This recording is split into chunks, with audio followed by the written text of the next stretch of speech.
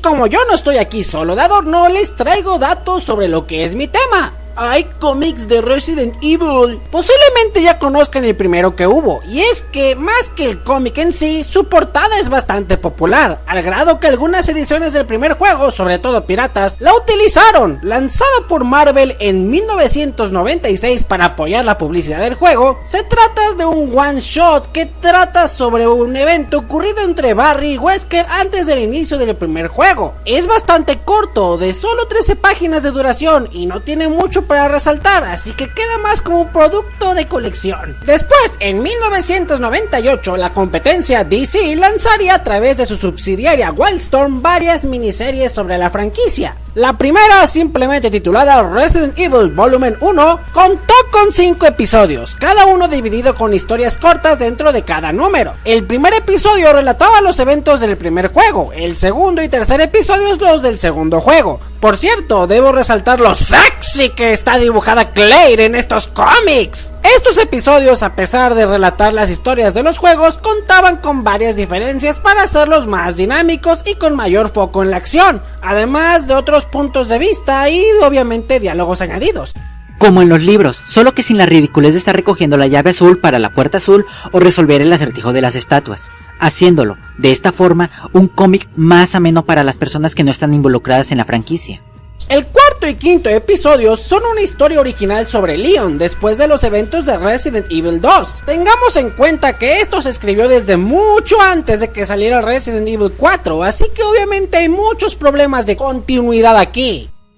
Lo cual no es muy difícil, ya que de por sí, la misma franquicia cuenta con muchos huecos argumentales de por sí. Al terminar la miniserie, Wildstorm lanzó un spin-off titulado Fire and Ice, que seguía la historia de unos miembros de STARS creados en exclusiva para el cómic. También la misma Wildstorm lanzó una adaptación de Code Veronica y una precuela de Resident Evil 5. Todos los cómics de la primera serie y Fire and Ice fueron escritos por Ted Adams y Chris Oprisco, e ilustrados por varios artistas. La adaptación de Code Veronica fue escrita e ilustrada por taiwaneses, cuyo nombre me niego rotundamente a pronunciar. Y la precuela de Resident Evil 5 fue escrita por Ricardo Sánchez, nuevamente con varios artistas en la ilustración. Estas series lanzadas por DC tampoco son la gran cosa, pero sí vale mucho más la pena por su contenido que el cómic lanzado por Marvel, sobre todo si eres fan de la franquicia. Por otro lado, y siguiendo en el mismo ramo del cómic, en China salieron 5 series sobre Resident Evil, o Biohazard como se le conoce en Oriente, 2 sobre Resident Evil 3, una sobre el 0, una sobre el 2 y una sobre Code Veronica. No he leído estas cosas, pero puedo asegurar que a veces su arte es muy bueno, joder, que digo bueno, vergudísimo carajo. Pero como este video necesita emocionar otakus y hacerlos eyacular porque de seguro ni sabían lo que voy a decir, sí, existen cómics japoneses de Resident Evil,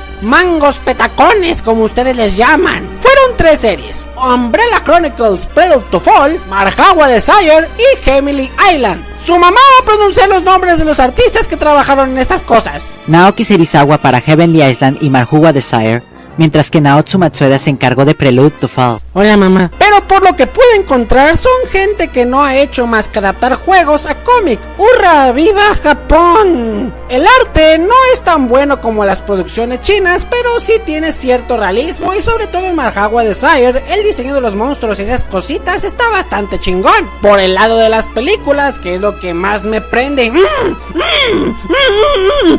eso. Ay no. Toca hablar de Paul Anderson, ¿verdad? En 1997, Constantin Films obtuvo los derechos para rodar una película de Resident Evil, con un presupuesto de $40 millones. Sony, quien distribuiría la cinta, y Capcom contrataron al vergudo maestro de los zombies. Espera, ¿no estarás hablando de George A. Chingón Romero? ¿Qué? ¿Romero iba a encargarse originalmente de las películas de Resident Evil? ¡Así es! Él iba a escribir y dirigir el filme. Durante este tiempo, este mismo hombre dirigió un comercial para uno de los juegos. Finalmente, Romero terminó su script, el cual era una adaptación no 100% fiel, pero con los mismos conceptos y eventos del primer juego, aunque con mucho del estilo argumental de Romero, es decir, con tetas, sí, patas. Y adivinen de quién. De Jill, carajo, quiero ver eso. Y si no fue suficiente, entre los primeros 5 minutos, Jill y Chris tienen sexo. Y claro, no podía faltar muchas escenas violentas y bastante grotescas que me hubiera encantado ver en pantalla. ¿Qué cómo es esto? Porque Ranito es superior y encontré el guión. Sinceramente, como amante de la indagación de nuestro ocio, lo admiro y exijo que me pases ese guión para leerlo. Todo esto sonaba muy bien en papel, pero adivinen qué hicieron Capcom y Sony. Lo consideraron malo y lo rechazaron. Ah, pobre Rano. Primero Claire y ahora Jill. Posiblemente porque la película tenía un estilo que se veía más en el cine clase B, cosa que en realidad le quedaría muy bien a la franquicia, sobre todo porque los primeros juegos buscaban ser de esta manera en cuanto a su argumento, pero posiblemente Sony quería algo más apto para lograr un blockbuster taquillero de verano y que aprovechara bien el presupuesto que tendría la película. Así, en el año 2000, Paul W.S. Anderson fue contratado para dirigir y escribir la película. Capcom tenía confianza. Digo, Anderson en su filmografía tenía la que por muchos es conocida como la mejor película basada en un videojuego de la historia. Y así, en 2002 apareció la primera cinta que tendría la franquicia. En su momento, la película se presentó como una historia que ocurría paralelamente al primer juego, una especie de precuela que seguiría con historias originales protagonizadas por el personaje de Alice, que bien podrían encajar en la cronología de los juegos. Solo para aclarar, en ese momento, si bien recuerdo, Resident Evil 4 no se había estrenado, por lo que, aunque descabellada la idea de encajar las películas a la cronología de los juegos, era posible. El único detalle que encuentro curioso es que tenemos la historia principal de los juegos, las historias paralelas y complementarias de los libros. Los cómics, al ser oficiales y supervisados por Capcom, quiere decir que las historias que se cuentan en ellos también eran canónicas. En resumen, para este punto, Capcom pretendía que la saga se volviera una especie de Star Wars de los videojuegos. Cosa que no se sostiene del todo, pero aún así la idea está presente. En lo personal la encuentro buena y por lo menos se nota que Anderson quiso enfocar la dirección más al horror que al estilo que tiene normalmente el subgénero del zombie. A pesar de que Sony insistió en agregar escenas de acción que al final terminan viéndose bastante tontas, pero por lo menos son pocas. Desgraciadamente esta insistencia se volvió en gusto y las secuelas comenzaron a enfocarse más en la acción que en llevar una atmósfera más apegada al horror, igual que los juegos, y dejó la idea del paralelismo a un lado para comenzar a hacer una especie de historia 100% original con su propia versión de los personajes del juego y agregando a Alice, por supuesto. Aunque yo no le veo nada de malo. Después de todo, lo único rescatable de estas cintas es que podemos escuchar la hermosa voz de Laura Torres como Alice. Los túneles llevan a las alcantarillas, estas al escurridero y este al océano. Es la única posibilidad. Yo lo llevo. Yo te cubro. Anderson se mantuvo como escritor y a veces productor de las 3 secuelas siguientes y retomó como director en la 5ª cinta. Aún así fueron mal recibidas tanto por la crítica como por los fans en general y terminó ganándose su propio fandom en lugar de compartir los de los juegos. Y a pesar de que se ha dicho la última y nos vamos ya en varias ocasiones, 3 para ser precisos. en estos momentos se prepara una secuela más, nuevamente adjudicándose como el final de la saga de películas. Por el lado de la animación, el director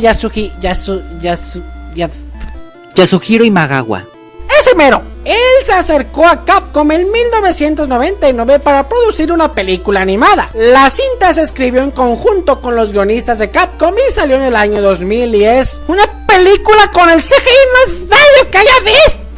Nivel Foot Fight, damas y caballeros, nivel Foot Fight. El mediometraje es un gaiden o historia alterna, según dijo el productor Keiji Inafune. En ese entonces tal vez ya había prometido Mike the Number 9, pero no nos acordamos. Al menos esta vez no lo intentó forzar a la cronología oficial. Después nos adelantaríamos al año 2008, donde la misma Capcom produciría el primer largometraje animado de la franquicia, Resident Evil The Generation, el cual se llevaría a cabo dentro del mismo universo de los juegos y reuniría a Leon y a Claire por primera vez desde Resident Evil 2. Después, en 2012, Capcom lanzaría una secuela subtitulada Damnation, nuevamente protagonizada por Leon y... ¡aguanten esas verguitas, bebé! ¡Quietas esas manos! ¡No! aquí no sale Claire, sí, sé lo que se siente. Pero oigan, sale Ada Wong. Pero como Capcom no puede estarse quietas en exprimir a la vaca, ya planea una tercera película animada, tentada a estrenarse en 2017. Aún no se confirman si saldrán Jill o Claire, pero sueño con que retomen el guión de Romero y nos regalen desnudos gratuitos. Y ya acabamos, Tristancito. ¿O hay más desnudos rechazados por Capcom a los cuales llorarle? No, creo que no hay más desnudos en el tintero. Pero hey, al menos por malas que fuesen, Anderson nos regaló varias escenas de Alice desnuda, aunque con censura tipo Austin Powers. Eso debería ser suficiente, ¿o no? Pinche Capcom, pendejo.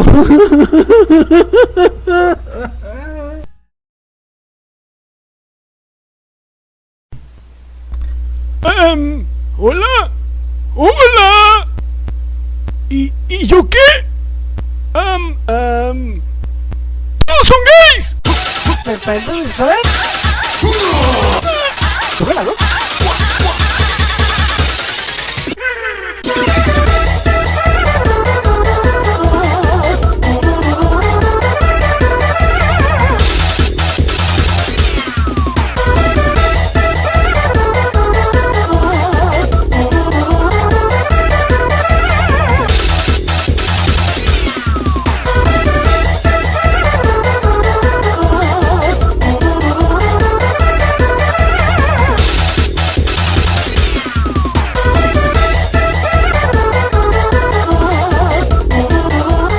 Hola, mamá.